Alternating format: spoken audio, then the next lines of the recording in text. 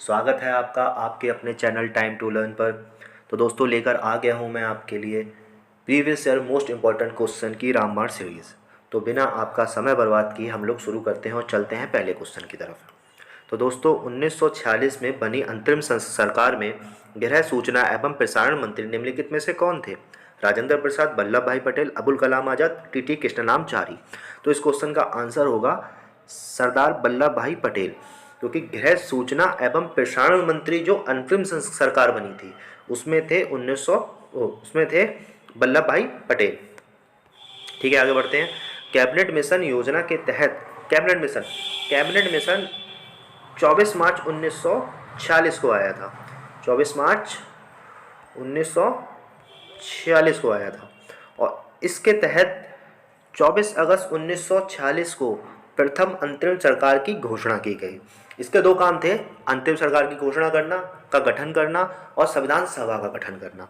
तो पहला काम 24 अगस्त 1946 में प्रथम अंतरिम सरकार की घोषणा की तथा 2 सितंबर 1946 को जवाहरलाल नेहरू के नेतृत्व में 11 सदस्य के साथ मिलकर अंतरिम सरकार का गठन किया। अंतरिम सरकार में मंत्रिमंडल कौन कौन था सुनिए। प्रधानमंत्री जो बने थे वो बने थे जवाहरलाल नेहरू, और जैसा कि हमने क्वेश्चन में देखा गृह सूचना एवं प्रसारण मंत्री थे सरदार वल्लभ भाई पटेल, वित्त मंत्री थे लियाकत अली खान, कानून मंत्री थे जयेंद्र नाथ मिश्र, रक्षा मंत्री थे बलदेव सिंह, कृषि एवं खाद्य मंत्री थे राजेंद्र प्रसाद, श्रम मंत्री थे जगजीवन सिंह और वायसराय जो कि बहुत इंपॉर्टेंट है, वायसराय थे आपके बेवेल। ठीक है दोस्तों, अब अगले क्वेश्चन की तरफ बढ़ते हैं। विश्व का सबसे बड़ा और लंबा लिखित संविधान किस देश का है? तो दोस्तों इसका आंसर हम सबको मालूम है, भारत का। भारत का संविधान जो है वो 60 देशों को पढ़कर बनाया गया, जिसमें 10 देश जो हैं उनसे इसमें प्रावधान लिए गए हैं। उसके बाद आगे बढ़ते हैं। विश्व का सबसे लंबा और बड़ा लिखित संविधान भारत का है, जिसमें 395 अनुच्छेद हैं, 12 अनुसूचियां हैं, 22 भाग हैं, 1.5 लाख शब्द हैं, यानी 1.5 लाख शब्द हैं। विश्व का सबसे छोटा और लिखित संविधान अमेरिका का है। विश्व का सबसे छोटा और लिखित संविधान अमेरिका का है, क्योंकि इसमें मात्र 7 आर्टिकल हैं। आर्टिकल के आधार पर सबसे छोटा संविधान आपका अमेरिका का है, पर उसी के साथ याद रखिएगा आर्टिकल 7 हैं पर वर्ड 4400 शब्द हैं। और इसके बाद हम एक चीज़ और देखते हैं, विश्व का सबसे पुराना और लिखित संविधान जो है वो अमेरिका का है। ठीक है, विश्व का सबसे पुराना लिखित संविधान, अलिखित नहीं लिखित संविधान अमेरिका का है। इस चीज़ को याद रखिएगा, बहुत कंफ्यूजन होता है इसमें। विश्व का शब्दों के आधार पर सबसे छोटा जो संविधान है वो मोनाको का है। मैंने भी आपको बताया कि आर्टिकल के आधार पर सबसे छोटा लिखित संविधान जो है वो है अमेरिका का, पर शब्दों के आधार पर वो है मोनाको का, क्योंकि मोनाको के संविधान में अनुच्छेद तो 97 है पर शब्द जो है वो 3800 है।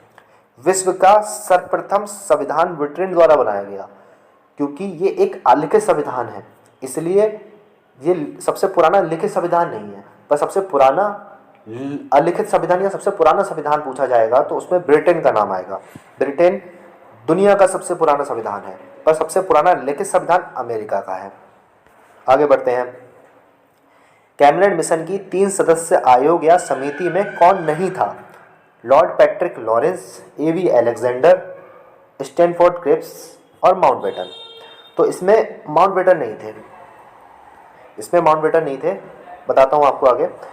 जो हमारा कैबिनेट मिशन आया था 24 मार्च 1946 में, उसके तहत जो 3 सदस्य कमेटी आई थी उसमें सर लॉर्ड पैट्रिक लॉरेंस थे, एवी अलेक्जेंडर थे और स्टैनफोर्ड क्रिप्स थे।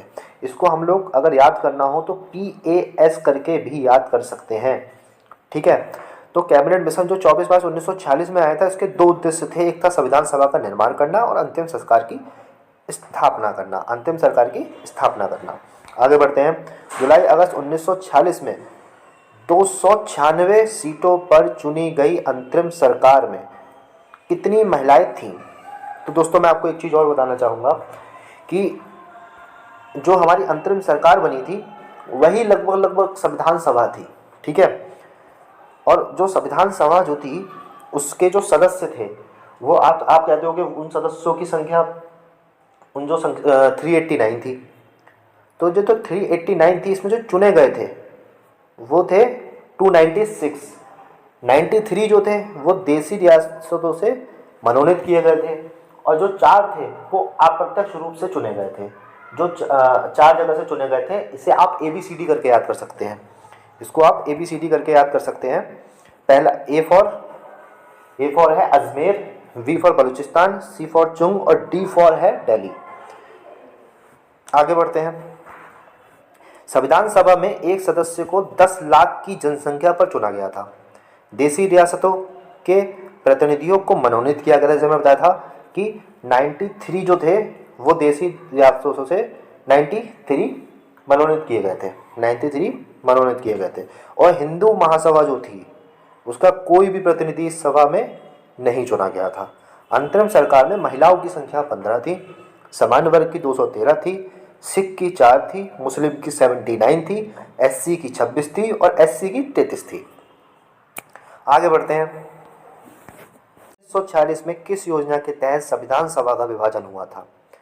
तो पहला ऑप्शन है माउंटबेटन योजना, दूसरा कैबिनेट योजना, तीसरा डिकी वर्ग योजना और चौथा है विभाजन योजना। तो बहुत सारे बच्चे इसमें कंफ्यूज हो जाते हैं और इसमें माउंटबेटन योजना लगा के आ जाते हैं, जबकि माउंटबेटन योजना के तहत इंडिया और पाकिस्तान का विभाजन हुआ था।